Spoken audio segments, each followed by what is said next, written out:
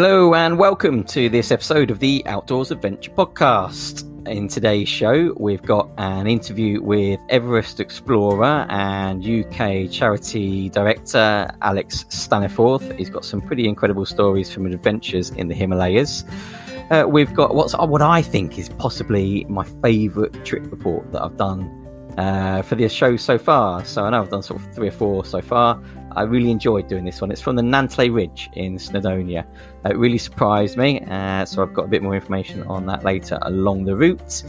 And we've got the first time we're going to read out your questions of the month as well, and much more, including statistics and questions of the month for next month, and other stuff included too.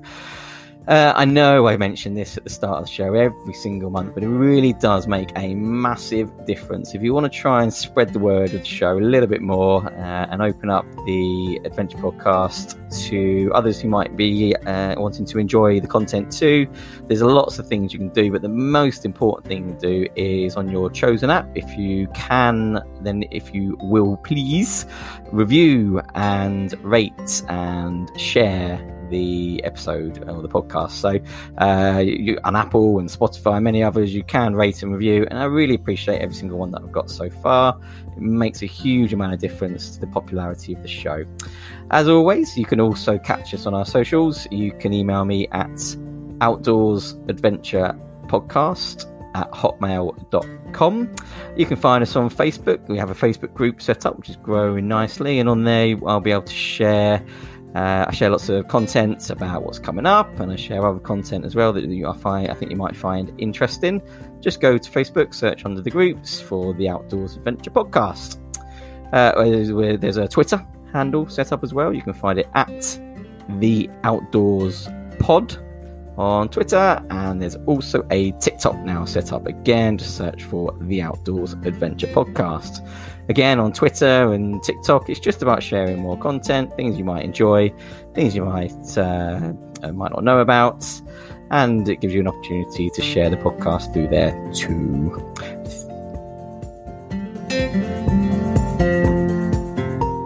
So I'm not too sure if you noticed, but every single month that I do this, there we go, mistake number 12 of the podcast.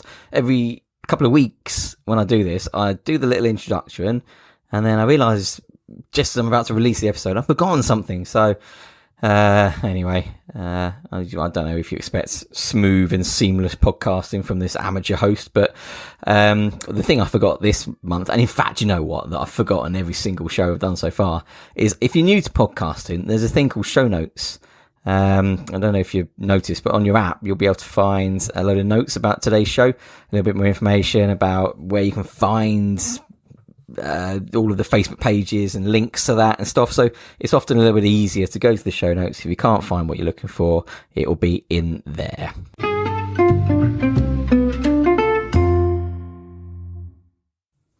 So we're going to crack straight on with the interview with Alex Staniforth. It's really hard to introduce what Alex has done. He's 27 years old and he's done so much already.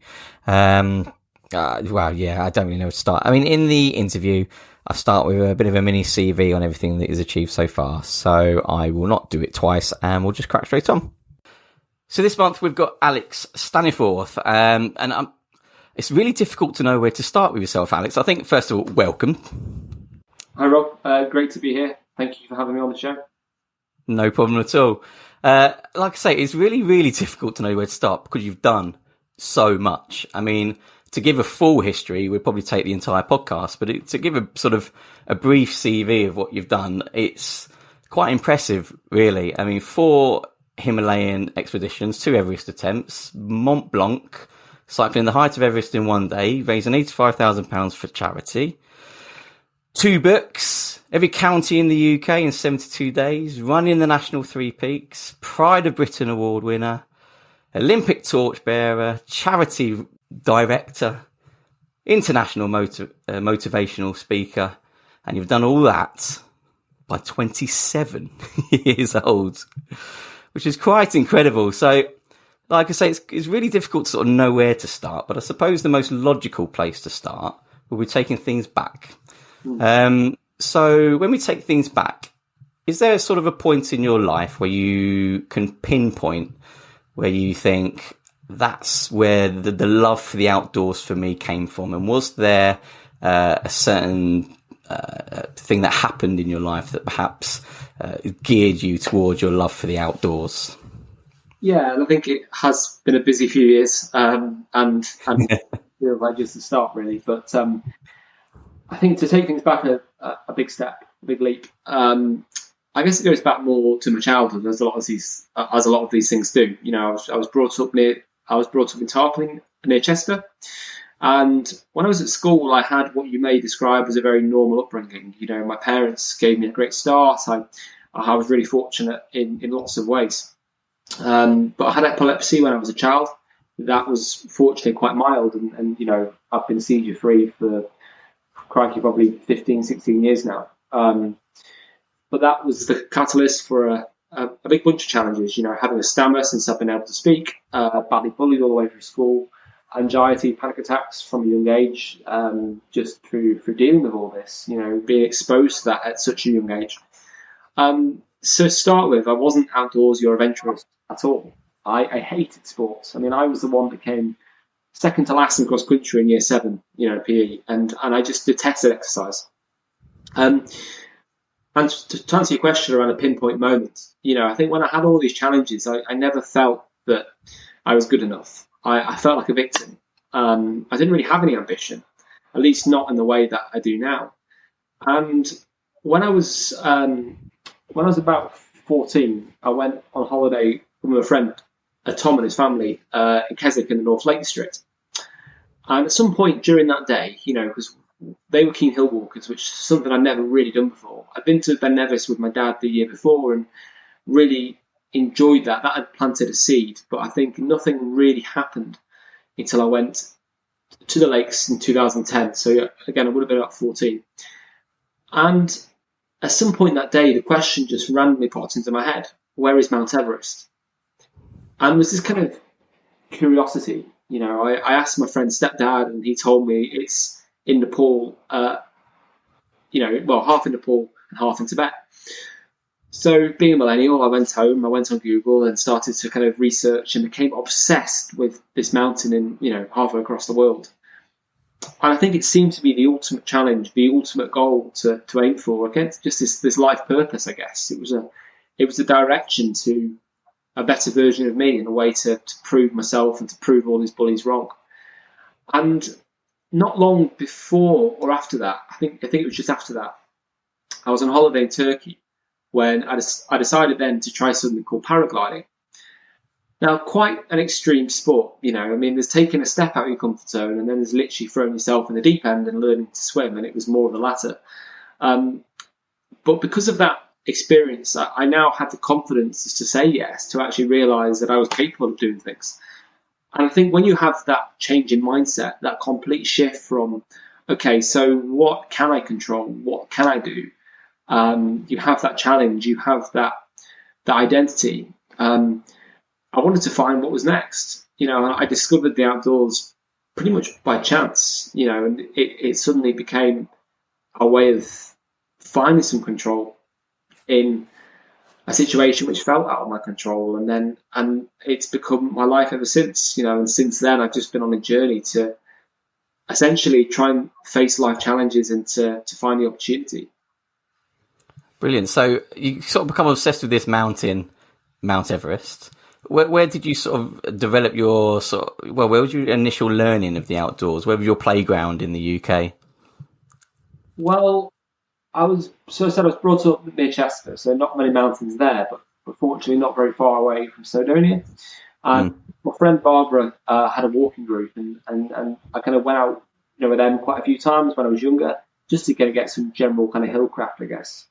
I then went to the lakes later that year, and I went for a rock climbing taster day with Tim Mosedale, who would eventually become my Everest guide on both attempts. Wow. I'm seeing Tim for a coffee tomorrow, actually, to talk about plans for another big mountain, which I'll come on to later. And I wanted to meet one of these kind of mere mortals that had actually climbed Everest, and you know, probably asked a million questions that day. But I guess trying to get the basic groundings in mountaineering and climbing and things that I would need. After that, I booked on to Mont Blanc the following year, and that was 2012. Luckily, that's not a very technical peak. Good fitness, you have good general hill awareness. You're pretty, with those trips, you can learn a lot whilst you're there in the prior climbs. And I guess I was starting to find what else I could do in the outdoor world: hill walking, then rock climbing, and then eventually obviously alpine climbing.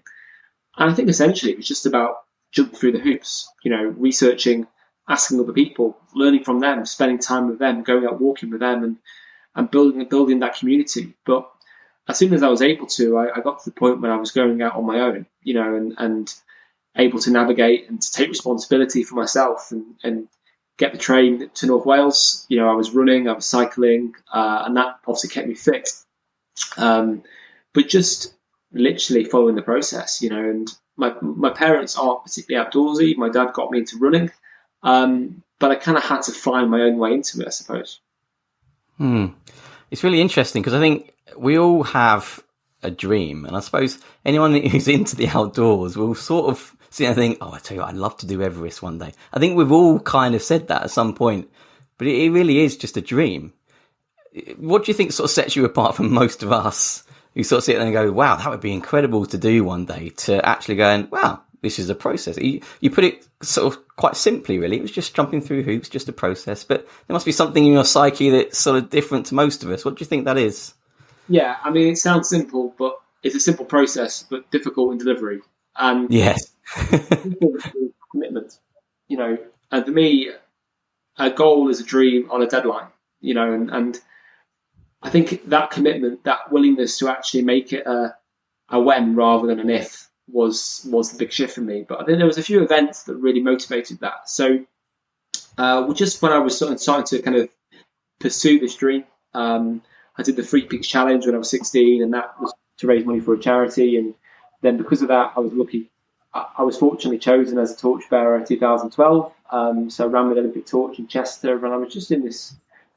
I'd almost found this new version of myself, and I was in the best place I'd ever been. And I was running a lot, and while my friends were being kicked out of pubs for being underage, I was being kicked out of half marathons for being underage. and I think then I got injured, and all of a sudden I couldn't run, I couldn't cycle or climb. And all this control that I had, this illusion that I'd gained, had suddenly been pulled away from me. I sank into anxiety, depression, and an eating disorder. I hit rock bottom from the peak. And it was during this kind of hopelessness that a friend of mine, Rich, gave me the book by Bear Grylls, Mud, Sweat and Tears. It was just exactly what I needed to hear at the time. I think that's, of course, why he gave me the book, is to know that actually Bear had climbed Everest at 23, 18 months after he broke his back in a parachuting accident. That gave me the hope. They gave me the map that there was a way out of this, after being told by an orthopedic consultant that I might just not be able to run properly again. Finding that there was something I could do. And I just started sixth form at the time. I was doing my A-levels. I was in a really bad place mentally. And I remember being sat at home one night looking at this picture of Everest on my laptop wallpaper. And I just had this kind of light bulb moment from above. And I committed. I set the date. I just said in 2014, I'm going to climb a mountain, because I realised that I would make me the second youngest Brit at 18. So that would be the USP that I would need to raise the money. My parents weren't going to pay for it. I was going to have to raise it all through corporate sponsorship. And for those who don't know, Everest is about 35 to 40 grand. Yeah. Expedition. I was washing pots in my local pub every weekend. That wasn't going to pay for it. But that commitment is about burning the bridges. It's about actually, it's not, I'd like to try that. It's, I am going to do that. And obviously there's always things out of our control, but you kind of, failure doesn't become an option. You have to throw yourself 100% into the process. And whilst I was doing my A-levels, and probably well before that, fundraising became a full-time job, because I didn't want to let myself down. And my whole life, kind of 2 years, revolved around the question, will this get me to Everest? At the cost of friends, free time, family holidays, very nearly my A-levels, because that's what it took, And I think there's a lot of luck, there's a lot of support, but ultimately in my mind, I was going to Everest in 2014, and I think if you give yourself a plan B, it kind of becomes plan A all along. So I think that is what set me apart, and I don't think it's about ability. I don't think it's about talent. I think it's about just how much you want something, and I think everybody has that capacity, but I think perhaps with the bullying and perhaps with the early childhood, I was more determined than perhaps some people would be, and I had what felt like more at stake. I appreciate that I was still at home. I didn't have commitments. I was 18. I had the benefit of my age was obviously going to help me fundraise. But I hear people say things, I love to do that, but we are the result of our own choices, and we have to make the best of the situation that we are in. Perhaps I wanted to do Everest at that age because I didn't have those responsibilities that would make it harder, So I guess that's it, really. I mean, there's no special talent at all. It's just about how much you want it. You say there's no special talent, but I can tell just from talking to you, the passion you have now for going to Everest, it still translates all these years later. And I suppose it must have been really challenging because from a corporate standpoint, I suppose what you want if you are a corporate company is you want someone who's well known to back on an expedition like this. But I suppose at the time, you were a newcomer, you wouldn't have been a name that people recognise. And so the backing that you receive from these corporate companies, it must have been a real challenge to sort of persuade them to do that for essentially a newcomer who hadn't actually achieved anything but had this dream to do so at the time. I say you hadn't achieved anything, that's probably discrediting what you'd done in the previous 16, 17 years. But yeah, it must have been a real challenge to persuade them to do so. It was, and I don't really know how I got it. I think it was, I think a lot of it was because the founders of the companies that got behind me first time round, so that was Tex Local, a quintessential finance group, Greg and Darren and, their team at both companies. I think they saw that local kid who had the dream, who had the ambition, who'd overcome quite a few challenges in life, that they had been there themselves. They could relate to that. And I think people want to feel like they're giving people that lift up to achieve something. We've all had dreams. We all have dreams. And I think it was partially that. But, I remember going into a boardroom in a suit at 17, literally not having a clue what I was on about. And going into like a boardroom with like a CEO of a multi-million-pound company. When I'm a pot washer in my local pub and I've got this stammer and I can barely get a word out. And I spilt coffee all down the suit beforehand. I was so nervous. And I'll never forget the CEO he asked me to kind of go up the room while they had a chat. And came back in and he just said, "You've got a deal, mate." And it was, I think I ran around the town about 3 times celebrating. There was that, but I had a lot of things that were playing to my advantage and I had to focus on those. A lot of people listening will have heard all the bad press Everest has had and continues to have. And some of that is true. Some of that I can definitely say is made worse by the media. It's, I think the mountain is still as hard as it has been for a very long time. And I think people are looking to sponsor bigger names, but these companies weren't necessarily household names themselves. And, they wanted to be associated with something big. And I carry a lot of guilt now that obviously I wasn't able to get them what they wanted and where to give them that return. I'm still, still very indebted to them and try to support them as any way as I can, obviously for no reasons of my own. But I guess the problem with Everest is I guess I've been living in that shadow ever since. I've never been able to do anything quite the same. And I know I'm capable of so much more, and it's difficult to try and live up to that standard, But fundraising is literally about trusting the process. It's a numbers game. And yeah, I think it would be a lot harder nowadays for sure. Wow. I mean, I'm already sort of enthralled by your story and we only just finished your A-levels. So I suppose you've sort of got this dream, you've got your sponsors lined up. Did you find that, you mentioned Mont Blanc earlier, did you find that sort of bridged the skills gap quite nicely from UK mountains to Himalayan mountains? It's a good first step. I mean, let's just not forget that Mont Blanc is only about half of the height of Everest. But it was a good step up. It was a good introduction, and it was an achievable goal, and one of the first, one of the few mountains that I've actually summited. It was fantastic, but I had a long way to go. After that, I went to the Himalayas for a month to try and climb Mera Peak and Barunsi. So that was when I got more serious altitude experience. And in hindsight, I wish I had more. I wish I'd done more. I did what my leader felt was enough to be an independent mountaineer and take care of myself, which is important. But that was the most important part, was knowing how my body and mind responded at over 6,000 meters. And then obviously the following year I was on Everest in 2014. Well, you've said it now, haven't you? With Mont Blanc, with Mont Blanc being one of the few you've actually summited. So I suppose we should get on to what happened during your attempts on Everest.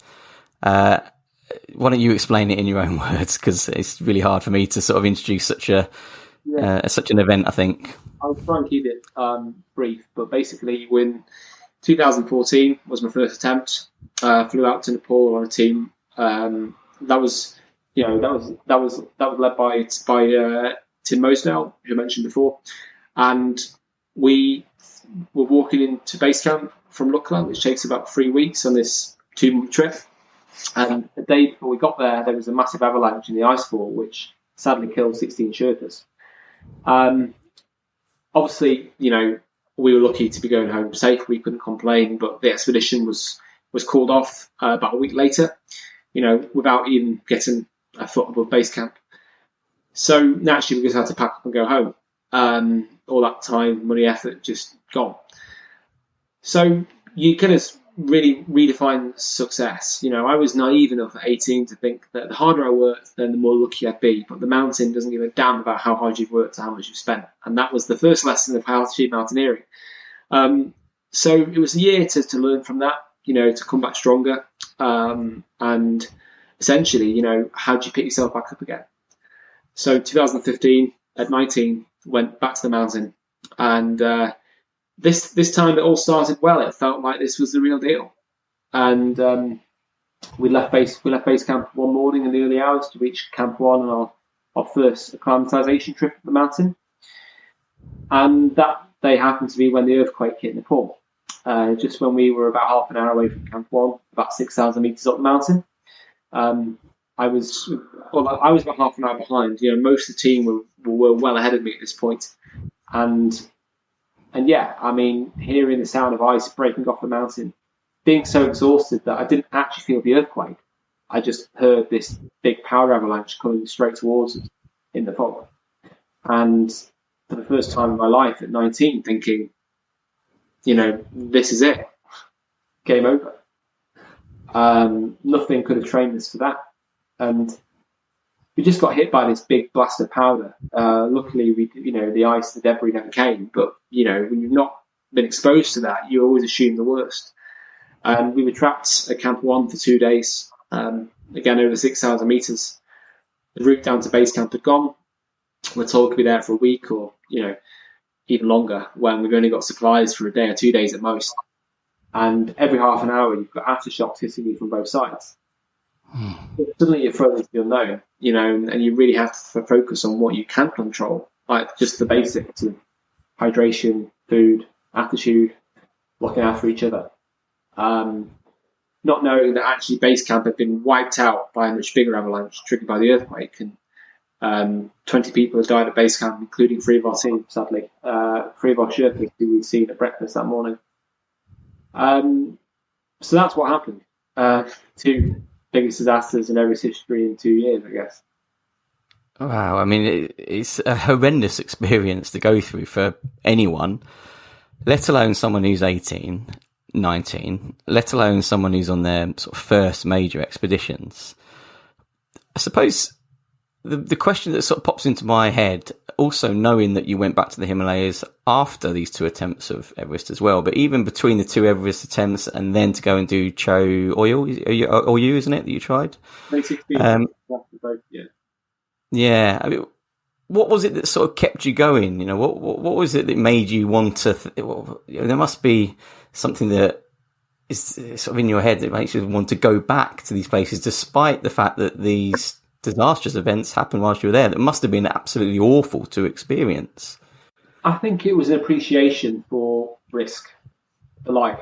And at 19 to realise how fragile life could be. That had we not left base camp that morning, we probably wouldn't be having a chat now. But when we found our tents buried under a foot of ice and rock and torn apart like paper, and see the injuries and the deaths that happened, mostly in the central part of camp where we were, it's a matter of hours. You realise that actually maybe the biggest risk is to take no risk at all.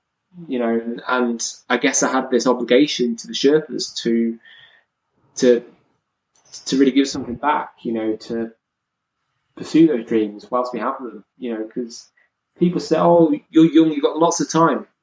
No, we haven't. We are all on borrowed time, and I think it was the need to live to that full potential was probably driving me.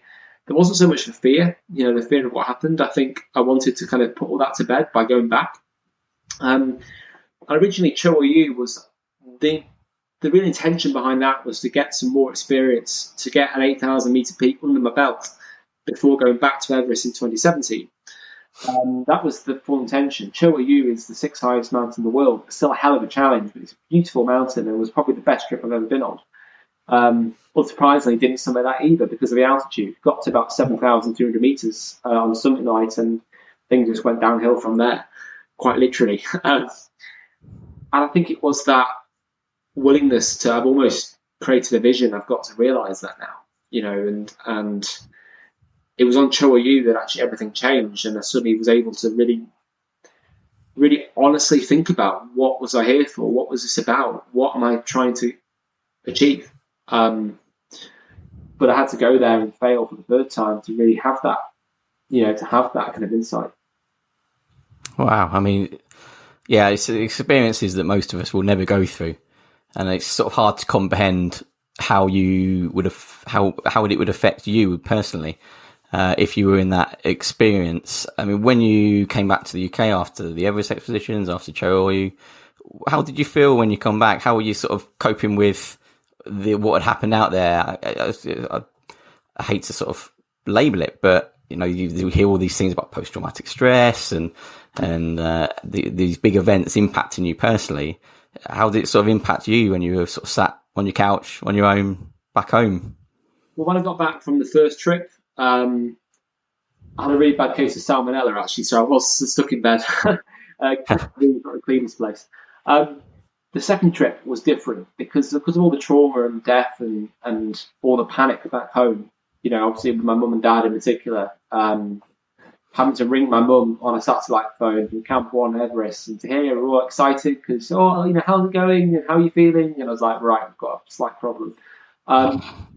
There was such a juxtaposition because you kind of feel you should be happy to be home and safe, but I didn't really want to be anywhere. I just fell apart. And looking back, there was definitely some post-traumatic stress. I still think I'm dealing with that now, but I never really got help for it at the time. I never really dealt with it. I just tried to put it in a box, and I think there has been a post-traumatic element. I think with any event like that, unless you deal with it, those things do grow with you. And so I wasn't really happy to be home.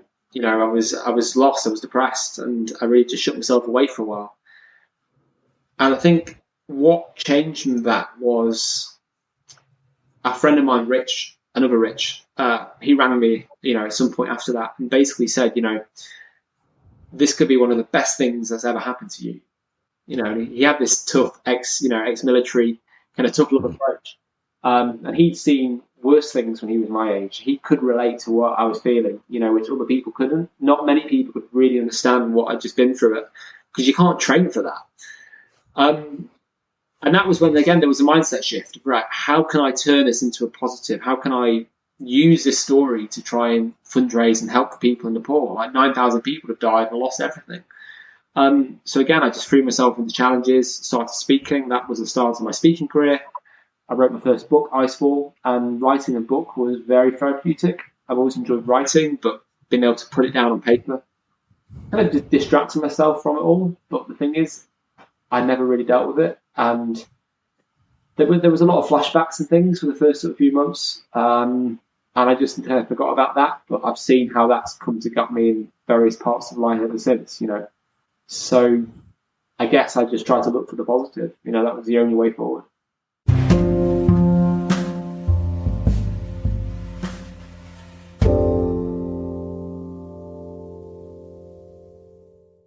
So thank you to Alex for the first part of that interview. The next part of the interview will be out in a couple of weeks' time when the next episode's out.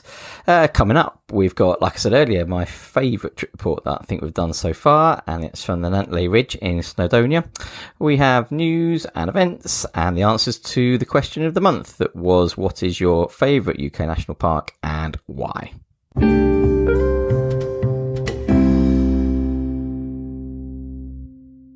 Did you know that there are over 400 indoor climbing walls in the UK?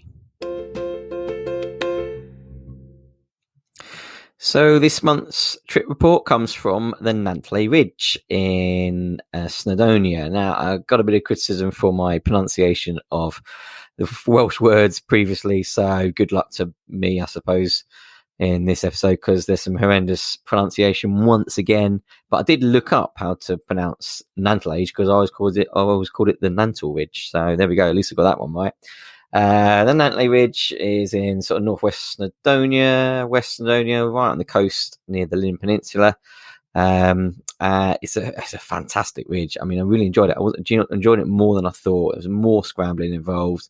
The views are wide open all the way from Snowdon all the way around to Anglesey, the Llyn Peninsula, all the way down the west coast of Wales.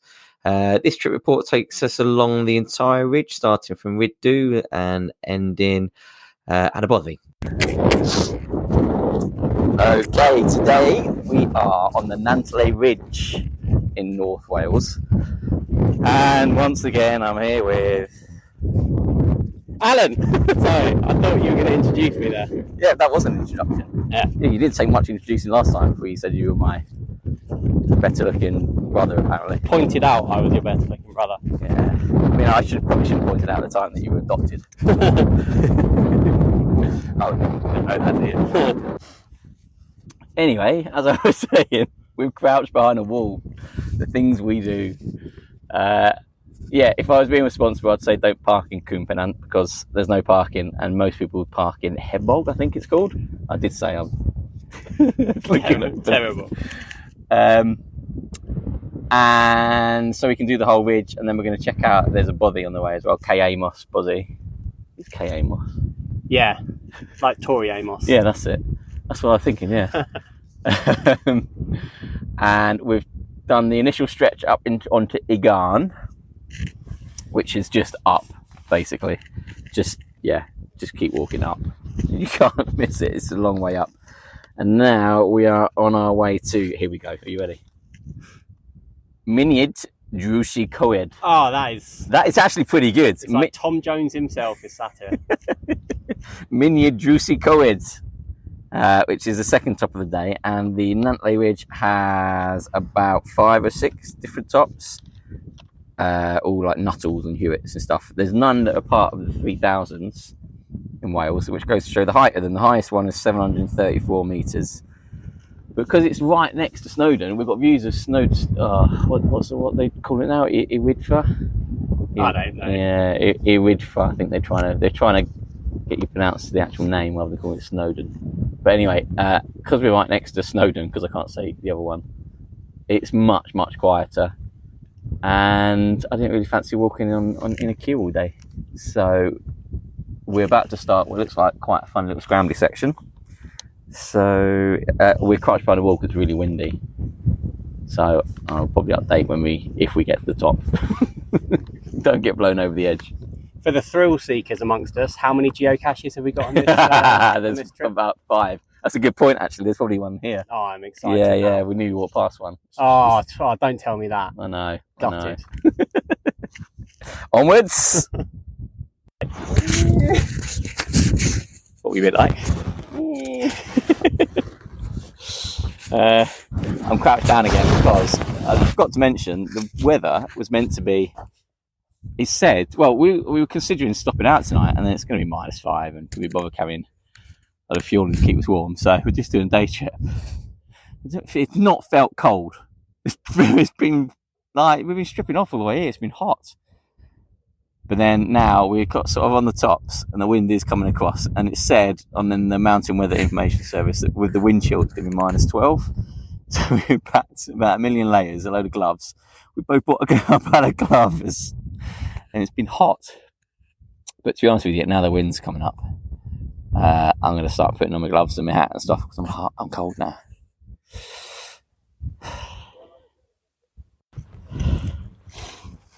All right. We're now recording from the ridge. We found the scrambly bit. Top tip of the day, if you want to do a bit of scrambling on the top to the... Can you remember what this one's called? I want to start again. That was in my pocket. Eh? That was in my pocket. You might want to start again. No, that's all right. Oh. Do you remember what it's called? Minyard something? Minyard Juice Coed? Absolutely no idea. Or something?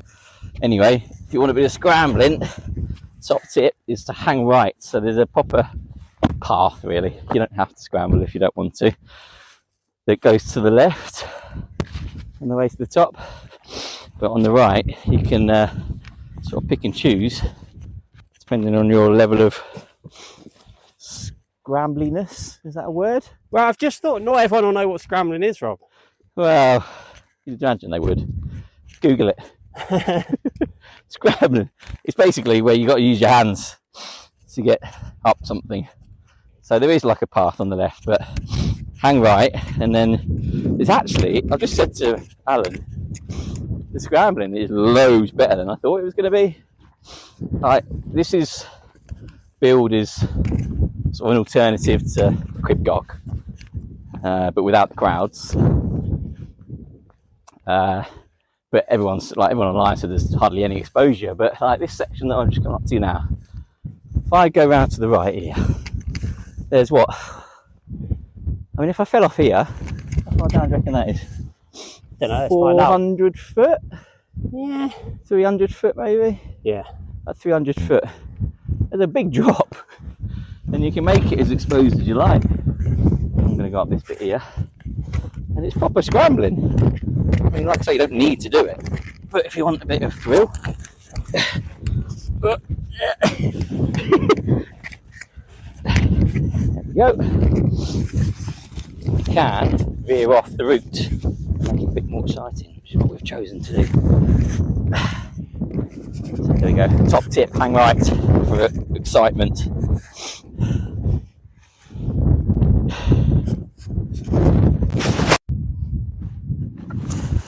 So we've completed sort of the main part of the ridge. We started on Igan and then went up Minyard Drws I Coed, Tromi Gisgol, Minyard Tally Minyard. Working on these pronunciations.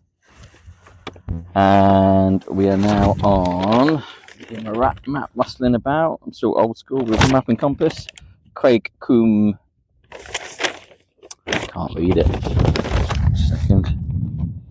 Craig Coombe Sillin, which is the high point of 734 metres, and it's definitely the best view we've had all day.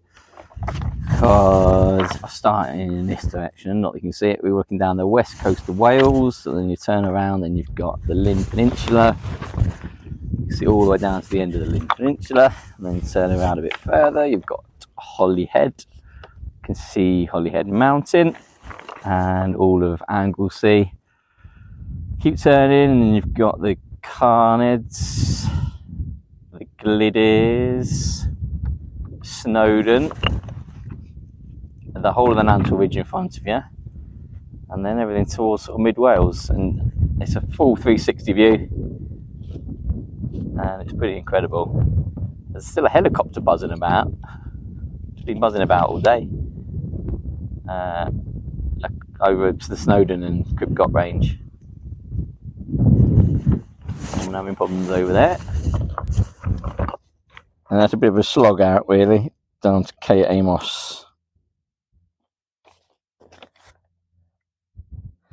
Oh, top tip again on the scramble up from Igan to Minya Juicy Coed. I said hang right, didn't I? There's some more scrambling up onto Craig Coombe-Sillin, which we're on now. Hang left, don't hang right, hang left. And you can sort of pick and choose. Again, Alan said earlier, it's like a good introduction mountain to scrambling, or introduction route to scrambling, because you can sort of pick and choose. You can avoid what you want to avoid, or you can pick some more challenging scrambling. So it's a really good introductory mountain.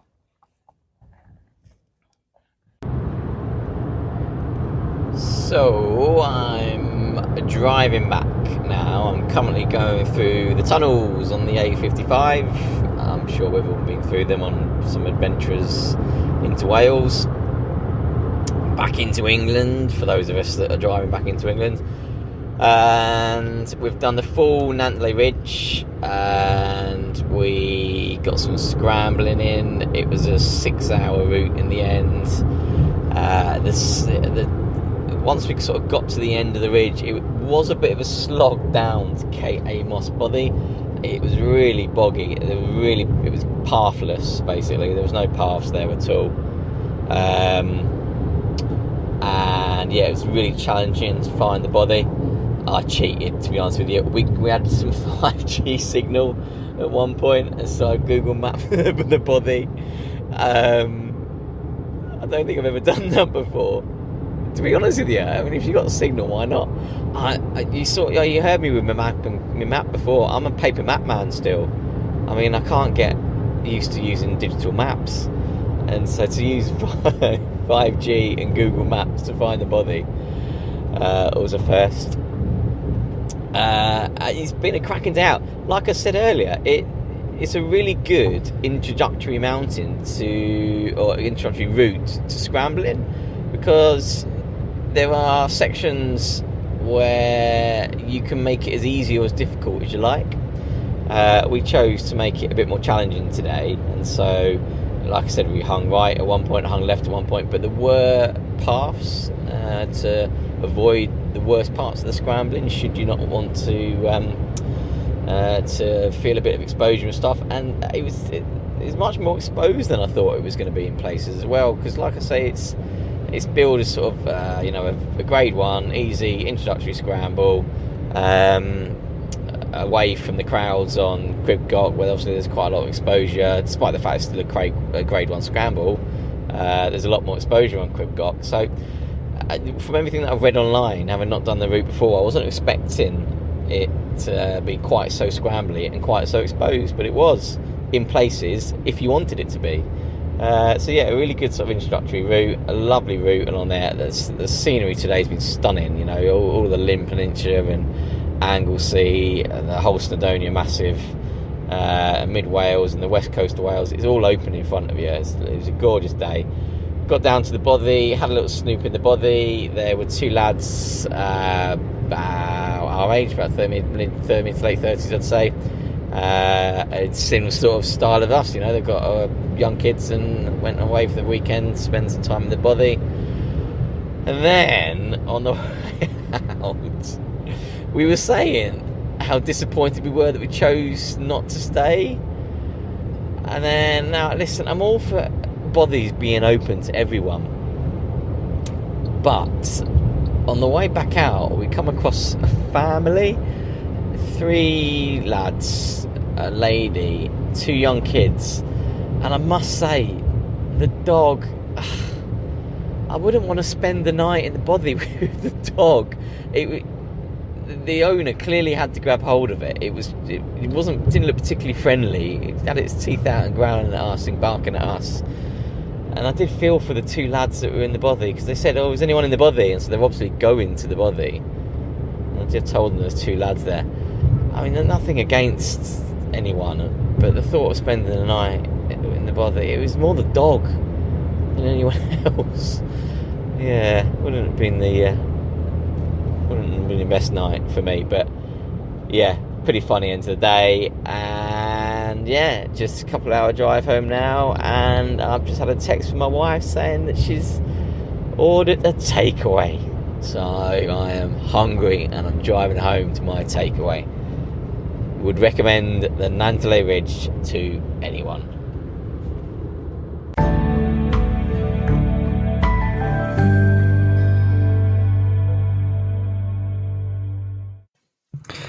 Okay, so last month's question of the month was, what is your favourite national park and why? And I just wanted to create a bit of discussion really on the Facebook groups and on the podcast about the variety of national parks that we've got in the UK and what people prefer and the reasons why.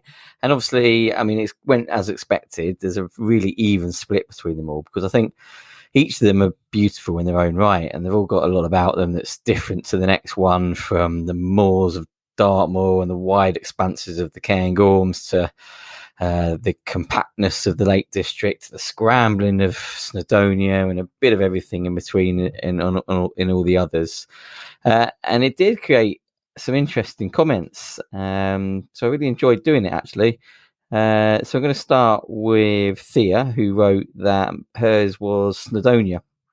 She said it feels more ruggedy, that's not a word, more rugged and less touristy than some of the others. And her favourite mountain was Tryfan for the scrambling.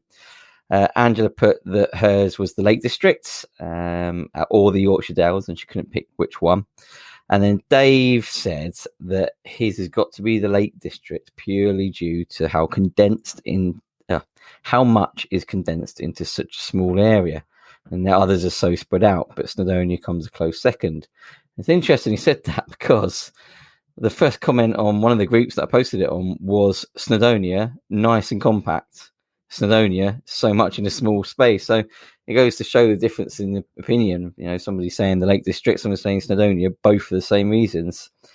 One of them says Snowdonia because of Crib Goch and Tryfan and Clydeirs and all the good scrambles that you've got in Snowdonia, which I agree with.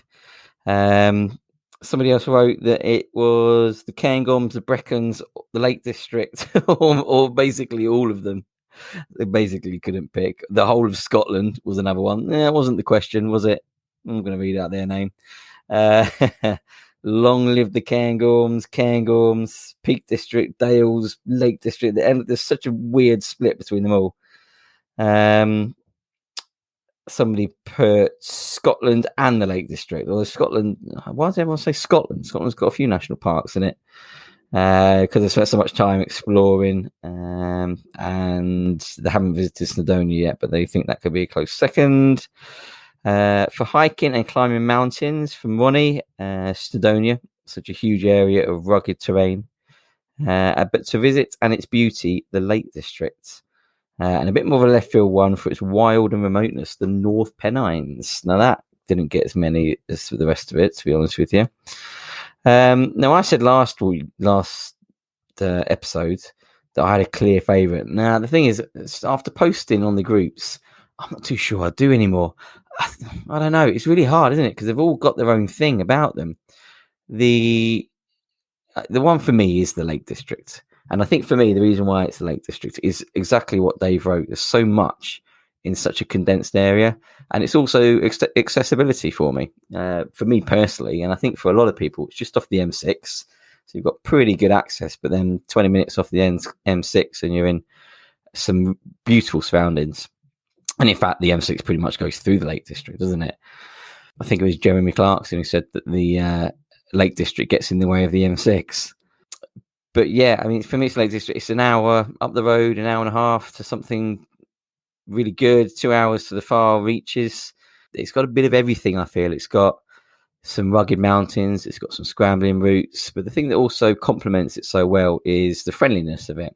All the villages, all the towns that are so welcoming and have so much variety for families to do when they're there, or even solo travelers too. The range of accommodation, it sort of has a bit of everything that's the best of all the other national parks. Now, don't get me wrong, for remoteness, you can't beat the Cairngorms. For ruggedness and scrambling routes in England and Wales particularly, you can't really beat Snowdonia. So, like I say, they all have their best points, and they're all slightly different in a way.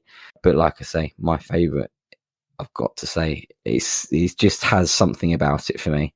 And what I'll do is I'll leave you on the words of Edwin, who wrote quite a poetic piece on the variety of the national parks and why he pretty much likes them all.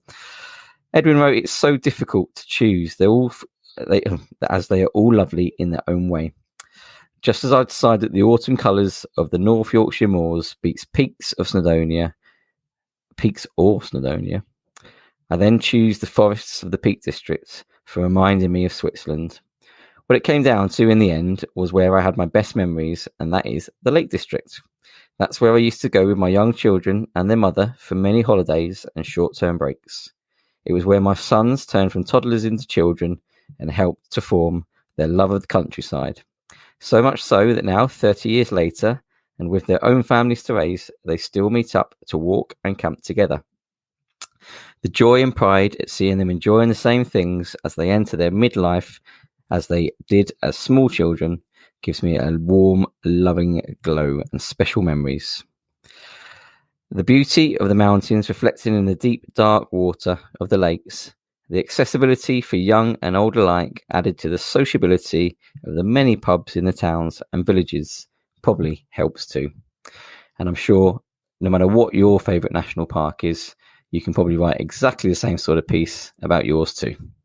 So next month's question of the month is going to be about what you enjoy doing outdoors. I want to find out a little bit more about what you enjoy, whether it's hiking or climbing or kayaking or wild camping, bodying. You get my drift. What is it that you enjoy doing and why? And to answer the question, you can go to the Facebook group. If you just go on Facebook and search for the Outdoors Adventure Podcast. There's also a Twitter thing. I don't use Twitter. I never use Twitter in my life. I've just set it up for the podcast, so I don't know what it's called. Is it a feed or something? There'll be a Twitter feed. Anyway, I'll post something on Twitter that you can reply to, and you can find that at the Outdoors Pod. And of course, you can email me at outdoorsadventurepodcast@hotmail.com.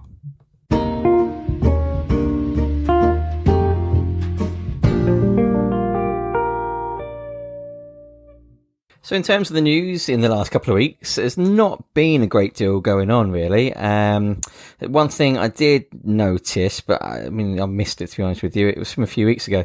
Berghaus has become a B Corp certified business, which, if you don't know what a B Corp certified business is, it's basically the best of the best of the best in terms of businesses, in terms of social and environmental standards, supporting local communities, looking after your employees. It's basically trying to be the best business that you can be for other human beings, I guess, and not putting profitability first. So I know Berghaus have often done a thing where they give you a lifetime guarantee on products, so they've always been quite environmentally friendly in terms of the way they deal with customers, but this is broadening the scope of essentially how good they work.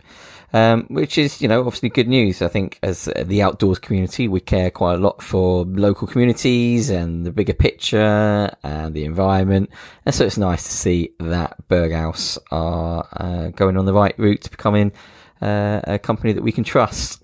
The only other news I've seen really is just a bit of a warning about how the weather is still pretty bad out there, to be honest with you. The only news that I found in week commencing sort of 11th of March was all about people slipping on the snow and mountain rescue teams going out. There was two particularly nasty call-outs that were recorded, one from the Keswick Mountain Rescue Team and one from the Patterdale Mountain Rescue Team, involving helicopters and mountain rescue teams and plenty of man hours, and essentially they got themselves into a bit of trouble in the terrible conditions that we've been having. Now, since then, we've actually been having some okay conditions. It's warmed up nicely, but it's just a bit of a stark reminder that winter isn't over in the mountains just yet, and we need to be careful when we're out and about. So, in terms of events of what we've got coming up, things to give you your outdoors fix in the next couple of weeks. the Kendall Mountain Tour, as part of the Kendall Mountain Festival, are touring around the UK. It's just kicked off actually a couple of days ago, but they're going all over the UK to showcase a number of films that we're obviously going to be showing at the festival as well. I'm not going to list all the dates. There's probably a good 30 places that they're going to, but if you go to the Kendall Mountain Festival website, you'll be able to find everything about the tour there. There is also, on the 24th to the 26th of March, there's the Wander Wild Festival, which is in Ireland, where there's various things going on around Carrantoo Hill, which is obviously the highest peak in Ireland. We also have the Shropshire Way 80k Festival, which is on the 1st of April, which will involve hundreds of runners and walkers in the Shropshire Hills for the 80k Festival. Showcases food, history and landscape of the area and various outdoor activities going on there. Then we have the Gay Outdoors Easter Meet now I'm not going to be able to pronounce where it is. It's near Fort William, and I'm sure if you Google it, you'll be able to find it, where there's various activities going on there. As I've mentioned in the last couple of podcasts, James Ketchell is still doing a tour. It's All Mental, it's called. James Ketchell is the only person on the planet to have climbed Everest, cycled around the world, and rode an ocean. He's touring from the 23rd of March, which is the day after this goes out, I think. To April the 23rd. And that's James Ketchell on tour. Gordon Buchanan, again, is another person who's touring, who I mentioned last month. He's touring all across March.